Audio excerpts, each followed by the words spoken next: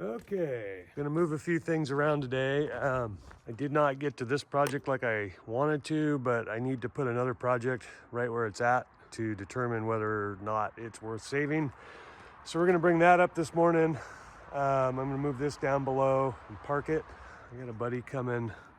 I'm gonna bring the other project up with the big forklift, and then while it's up here, move the press brake a little bit so I can get at the tank, and we're gonna move the tank out. I was gonna I'm gonna turn that into a storage, basically a storage unit, or just storage covered space for now. And I got the stuff, there was a double wall at the end of it, and I have all the stuff cut out to weld in the doorway end of it. I was gonna do that while it was up here, but it's more in my way right now. I'd like to clean some stuff up that's behind it. So that's going out of here today. We're gonna put that in the middle yard on the other side of this hill. That should give me a little bit more room to keep cleaning, but that's the plan, and I'll see how much of it I can fill.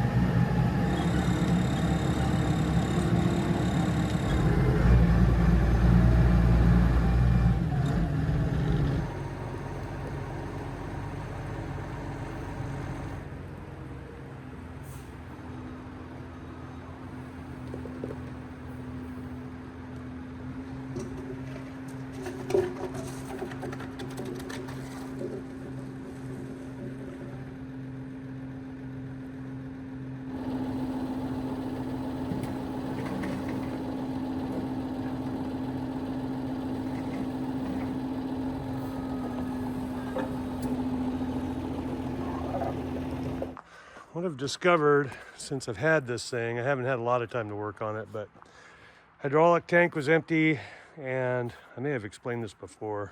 That was empty. I figured somebody maybe just dipped out of it as an emergency for something else. So I filled it up, and there's a section of frame, the suction line or the feed line to the pump comes out of the back or the bottom of that, goes down along the frame, and then there's a section of frame that is boxed, and the hard suction line goes through that boxed section and then out the other side and continues up to the pump on the front of the engine. Behind the radiator is, I believe, its position, and it's leaking. It drained that whole 5 or 7 gallons out of there, whatever I put in it. I put a bucket in it, and it drained all that out, and the only place that was wet that I could see it was leaking from was from behind that boxed section. So I'm assuming that hard line just vibrated in there for years and wore a hole in the side of it. So it's a little bit of a tricky fix. I don't know if I can reroute it or go around it, but I'm probably gonna end up pulling it out of there. So what I will do, I also pointed it this way because I got a buddy coming to help me fire it up, and if for some reason it's stuck in gear or the clutches are engaged or something's wrong with it, it'll take off and ruin everything that way until we can get it stopped instead of my shop. So as long as it's not in reverse, we're good. But then I think what I'll do is put it up on something higher temporarily so that I can crawl under it easy enough to work on that line, because it's just on the other side of that track there, just inside the frame.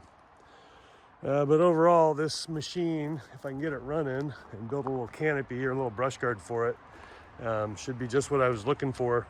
The other dozer I have has a track width of about 7 feet or maybe a little more, and it's too wide for the trails I want to build up on the property. So this one, you could see how neatly it fit on a set of 5-foot forks, which are only like 58 inches. So the track width on this is pretty narrow.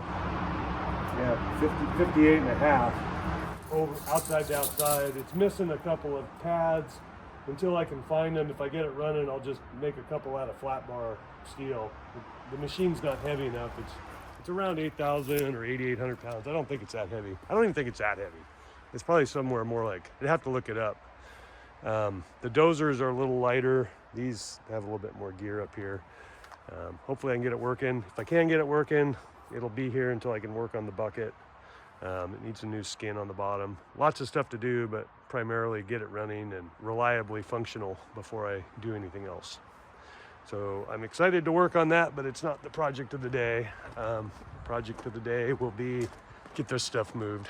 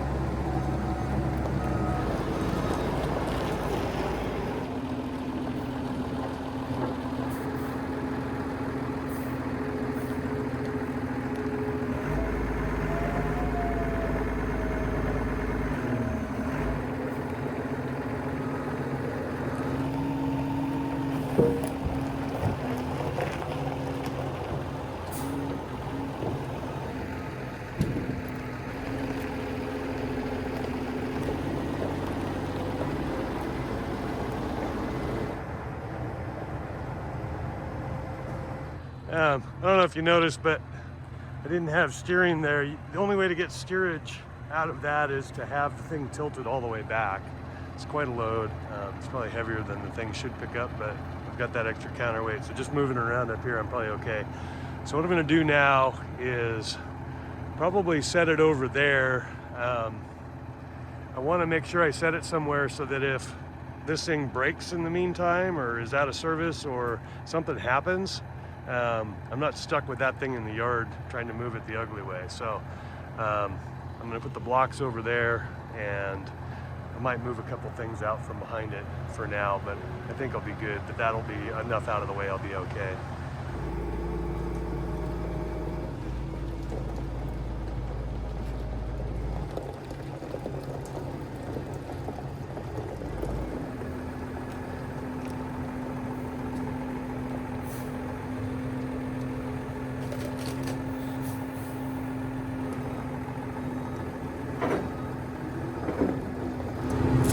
blocks keep it from shifting back all the way to the forks. It gets kind of hung up if it does that. This was the voice of experience speaking. So I put a little block in there to keep that from happening. It was a little off on those pads on the guests, but the one thing I wouldn't advise doing with a load that big on something like that is using the side shift. I don't think it's built for that kind of weight. You're just probably better off not doing that. I could have repositioned, but it's a good enough set for temporary. So okay, we'll get under this tank and spin it around into the yard here, so that we can then, we're going to take it out long ways. I brought it up here sideways, so I've got a set of fork extenders under there. I'll see if I can get it moved over.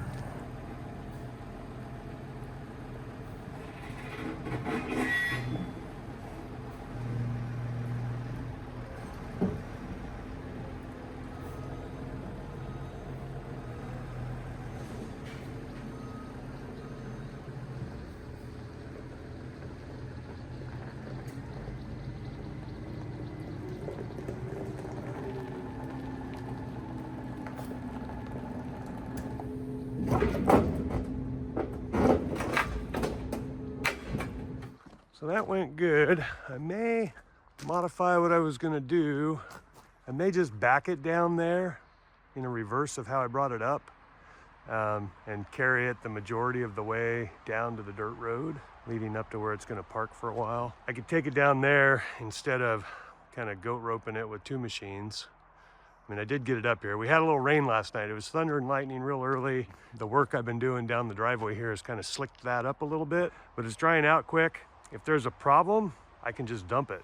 Might ruin my forums. I don't think I'll hit those. I might be able to be up high enough. I'll just be careful. But in any case, I don't think I'll be back up here in the yard again. That's not the plan. The other thing I gotta be careful about up here is I don't wanna make too much room. I do wanna make room, but I don't wanna make too much room because I don't wanna trick myself into thinking I got room for another building. So I mostly want access to this, and I've been kind of picking away at that when I need a piece, and I don't want to have to do that. I want to be able to get right in there. So if that means, well, I can see some aluminum scrap that needs to go away, projects that need to be moved to the forefront, and some organization over here. Plus there's some stuff on the bottom of that rack that I want, and up there, and above it, and above that. It looks like I need everything there. Anyway, all right. My buddy's here warming up the track hoe. We'll soon get into this.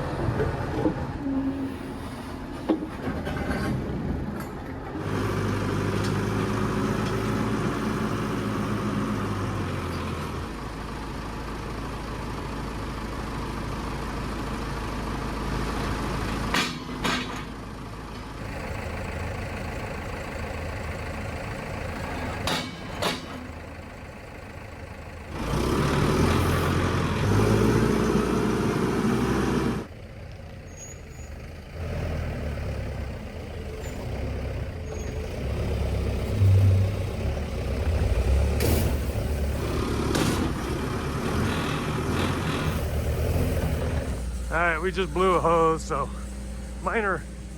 I'll just have to get out of that and then get it up to the yard and pull that off.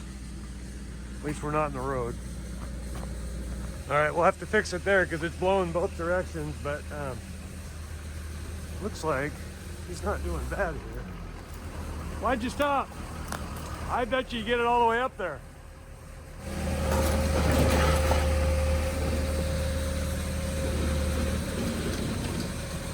So size on that tank is 10 feet across and 21 and a half or 22 feet long. It's got a 3/8 shell, 3/8 ends.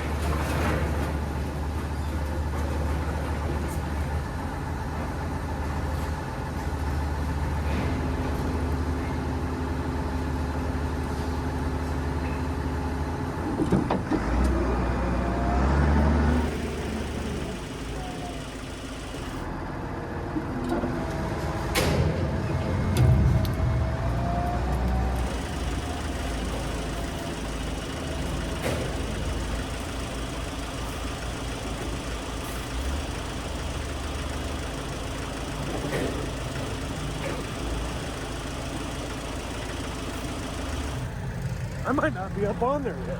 No, we're still below.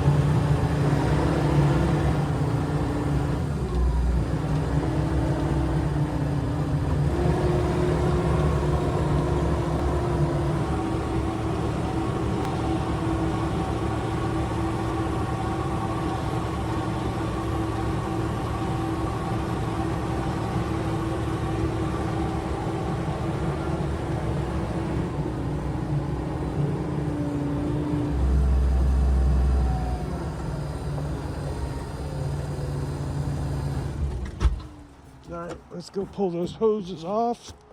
While you're in there, you're going to replace this one too. Right. Both of them. Yeah. Because it won't pick the main boom up. This has got to be it. Right. You got a couple end wrenches or up in the truck.